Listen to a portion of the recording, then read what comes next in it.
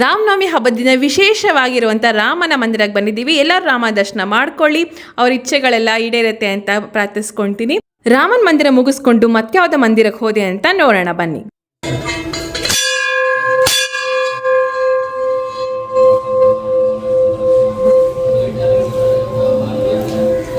ನಾವು ಬಂದಿದ್ದು ಲಕ್ಷ್ಮಿ ಮಂದಿರಕ್ಕೆ. ಎಷ್ಟು ಮುದ್ದಾಗಿದಾರ ಲಕ್ಷ್ಮಿ ಅವ್ ನೋಡು.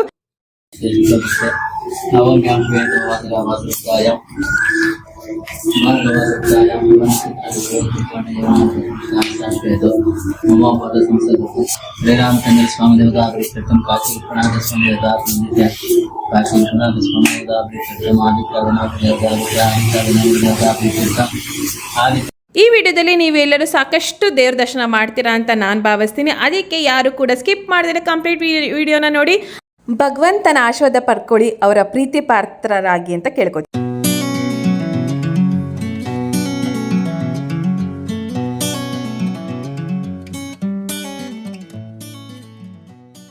Welcome back to the Praise YouTube channel. So ಮೊದಲಿಗೆ ಎಲ್ಲರಿಗೂ ರಾಮನವಮಿ ಹಬ್ಬದ ಹಾರ್ದಿಕ ಶುಭಾಶಯಗಳು. ರಾಮನವಮಿ ಹಬ್ಬಕ್ಕೋಸ್ಕರ ನಾನು ನನ್ನ ಫ್ರೆಂಡ್ಸ್ ಎಲ್ಲರೂ ರಾಮ ದೇವಸ್ಥಾನಕ್ಕೆ ಹೋಗೋಣ ಅಂತ ಹೋಗ್ತಾ ಇದ್ದೀವಿ. ಸೊ ಇದು ಬಂದು ಬಸವನಗುಡಿಲಿರುವಂಥ ರಾಮ ಮಂದಿರ. ಗೀತಾ ನಮ್ಮನ್ನೆಲ್ಲ ಕರ್ಕೊಂಡು ಹೋಗಿದ್ದು ಅಂತಲೇ ಹೇಳ್ಬೋದು. ಓಕೆ, ಇವಾಗ ಒಳಗಡೆ ಹೋಗೋಣ. ಇಲ್ಲೆಲ್ಲ ನೋಡ್ಬೋದು ನೀವು, ಪೆಂಡಲು ಚೇರ್ಸು ಎಲ್ಲ ಹಾಕಿ ಫುಲ್ ಕಂಪ್ಲೀಟ್ ರೆಡಿ ಮಾಡಿಟ್ಟಿದ್ದಾರೆ. ಯಾಕಂತಂದರೆ ಹೋಮ ಭಜನೆ ಸೊ ರಾಮನಿಗೆಲ್ಲ ಇರುತ್ತೆ. ಸೊ ಬನ್ನಿ ಹಾಗೆ ಒಳಗಡೆ ಹೋಗೋಣ. ಕೊಂಡಿದ್ರು ಹೋಮ ಕುಂಡಲು ಕೂಡ ಇತ್ತು. ನಾವು ಪ್ರದಕ್ಷಿಣೆ ಹಾಕ್ಬಿಟ್ಟು ದೇವರಲ್ಲಿ ಭಕ್ತಿಯಿಂದ ಪ್ರಾರ್ಥಿಸ್ಕೊಂಡು ಒಳಗಡೆ ಹೋಗೋಣ ಅಂತ ಹೋಗ್ತಿದ್ವಿ. ರಂಗೋಲಿ ಎಲ್ಲ ಚೆನ್ನಾಗಿ ನೀಟಾಗಿ ಕ್ಲೀನಾಗಿ ಆಗಿತ್ತು. ಸೊ ಇಲ್ಲಿನ ದೇವಸ್ಥಾನನೇ ಕಂಪ್ಲೀಟ್ ಡಿಫ್ರೆಂಟ್ ಆಗಿತ್ತು. ಸೊ ಪುಟ್ಟದಾಗಿದ್ರೂ ಕೂಡ ಚೊಕ್ಕದಾಗೆ ಚೆನ್ನಾಗಿತ್ತು. ಸೊ ನೋಡ್ತಾ ಇದ್ದೀರಲ್ಲ, ಹಳೆ ಕಾಲದ ಟಚ್ ಕೂಡ ಕೊಡುತ್ತೆ.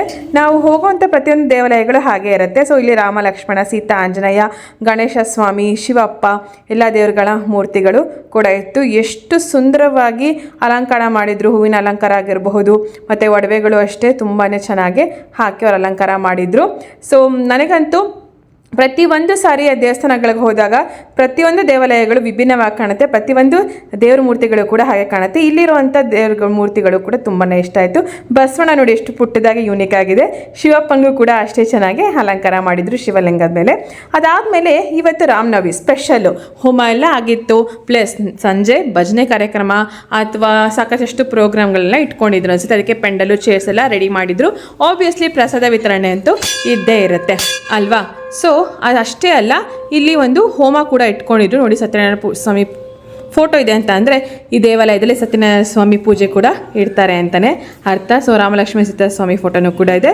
ಸೊ ಅದರದೇ ಆದಂಥ ಸಾಕಷ್ಟು ವಿಧಗಳು, ಹೋಮ ಹವನ ಪೂಜೆಗಳು, ವ್ರತ ವಿಧಗಳು ಇದೆಲ್ಲ ಈ ದೇವಸ್ಥಾನದಲ್ಲಿ ನಡೆಯುತ್ತೆ ಅಂತಲೇ ಹೇಳ್ಬೋದು. ಸೊ ರಾಮ ಮಂದಿರ ತುಂಬಾ ಸ್ಪೆಷಲ್ ಆಗಿತ್ತು ಇವತ್ತಿನ ನಮ್ಮ ರಾಮನವಮಿ ದಿನ.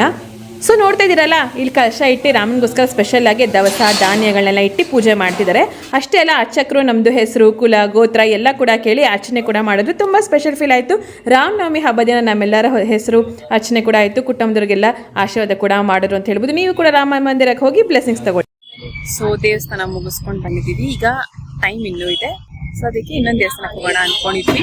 ವರಮಹಾಲಕ್ಷ್ಮಿ ಸಿಕ್ಕಿಲ್ಲ. ಆ ರೋಡಲ್ಲೇ ಇರುವಂಥ ಲಕ್ಷ್ಮೀ ದೇವಸ್ಥಾನಕ್ಕೆ ಹೊರಡ್ತಾ ಇದ್ದೀವಿ ಇವಾಗ ನಾವು. So ಕಾಂಚನಗೋಸ್ಕರ waiting. ಸೊ ನೋಡಿ, ಇವರೇನೋ ಇಬ್ಬರು ಮಾತಾಡ್ತಾ ಇದ್ದಾರೆ. ಸೊ ಏನೋ ಮಾತಾಡ್ತಿದ್ದಾರೆ. ಓಕೆ, ಸಿಗ್ತೀನಿ ಲಕ್ಷ್ಮೀ ದೇವಸ್ಥಾನದಲ್ಲಿ. ನಾನು ನಿಮ್ಮೆಲ್ಲರನ್ನು ಇವತ್ತು ಕರ್ಕೊಂಬಂದಿರೋದು ಲಕ್ಷ್ಮೀ ದೇವಸ್ಥಾನ. ಲಕ್ಷ್ಮಿನೇ ಪ್ರತ್ಯೇಕವಾಗಿ ಮೇನ್ ಮುಖ್ಯ ಲಕ್ಷ್ಮೀ ದೇವಾಲಯ ಅಂತಲೇ ಹೇಳ್ಬೋದು. ಸೊ ಫಸ್ಟು ಮೇನ್ ಗರ್ಭಗುಡಿ ಬಂದು ಲಕ್ಷ್ಮೀ ಗರ್ಭಗುಡಿ. ಲಕ್ಷ್ಮೀ ಅಮ್ಮನವರು ಅಷ್ಟೇ ಅಲ್ಲ, ವೆಂಕಟೇಶ್ವರ ಸ್ವಾಮಿ, ನಾರಾಯಣ ಸ್ವಾಮಿ ಮಲಗಿರೋದು, ಹನುಮಾನ್ ಸ್ವಾಮಿ ಎಲ್ಲ ದೇವ್ರ ದರ್ಶನ ನೀವು ಕೂಡ ಮಾಡ್ಬೋದು. ಬನ್ನಿ, ಇಲ್ಲಿ ವಿಸಿಟ್ ಮಾಡಿ, ನೀವು ಕೂಡ ದೇವರ ಆಶೀರ್ವಾದ ಪಡ್ಕೊಳ್ಳಿ. ದರ್ಶನ ಎಲ್ಲ ಮುಗೀತು, ಇವಾಗ ಹೋಗ್ತಾ ಇದೀವಿ. ಸೊ ಇವತ್ತಿನ ಪ್ರಸಾದ ಏನ್ ಪ್ರಸಾದ? ಪುಳಿಯೋಗರೆ ಅಲ್ವಾ. ಇವತ್ತಿನ ರಾಮನವಮಿ ದಿನ ಹೀಗಿತ್ತು ಅಂತ ಹೇಳ್ಬೋದು. ದೇವಾಲಯಗಳಿಗೆಲ್ಲ ಹೋಗಿ ಪ್ರಾರ್ಥಿಸ್ಕೊಂಡು ಎಲ್ಲರಿಗೂ ಒಳ್ಳೇದು ಮಾಡಪ್ಪ ಅಂತ ಕೇಳ್ಕೊಂಡು ಪ್ರಸಾದ ತಿನ್ಕೊಂಡು ನಾವು ಹೊರಡ್ತಾ ಇದ್ದೀವಿ. ಸಾಕಷ್ಟು ದೇವಾಲಯಕ್ಕೆ ಹೋಗಿ ಬಂದಾಗ ನಂಗೆ ಏನು ಫೀಲ್ ಆಗುತ್ತೆ ಗೊತ್ತಾ? ವಾವ್ ಅನ್ಸುತ್ತೆ. ಸೊ ಬ್ಲೆಸ್ಡ್ ಫೀಲ್ ಆಗುತ್ತೆ. ನಿಮಗೂ ಕೂಡ ಆ ಥರ ಫೀಲ್ ಆಗಬೇಕಾ? ಮತ್ತು ದೇವಾಲಯಗಳಿಗೆಲ್ಲ ವಿಸಿಟ್ ಮಾಡಿ ಒಳ್ಳೆ ಪಾಸಿಟಿವ್ ಎನರ್ಜಿನ ಪಡ್ಕೊಂಡು ಹೋಗ್ತೀರಾ ಅಂತ ಹೇಳ್ಬೋದು. ಇಲ್ಲಿ ಕೆಲವೊಂದು ದೇವಾಲಯಕ್ಕೆ ನಾವು ಹೋಗೋಕ್ಕಾಗಲ್ಲ, ಆದರೆ ಆ ಹುಳಿಮಾವಿನ ದೇವ್ರ ದರ್ಶನ ಕೂಡ ಮಾಡ್ಕೊಳ್ಳಿ, ಮತ್ತು ಜಯನಗರ ಸಾಯಿಬಾಬಾ ದೇವಸ್ಥಾನದಲ್ಲಿ ಇರುವಂಥ ರಾಮನ ದರ್ಶನ ಕೂಡ ಮಾಡ್ಕೊಳ್ಳಿ ಅಂತ ಇಲ್ಲೊಂದು ಕೆಲವೊಂದು ಕ್ಲಿಪ್ಪಿಂಗ್ಸ್ ಹಾಕಿದ್ದೀನಿ.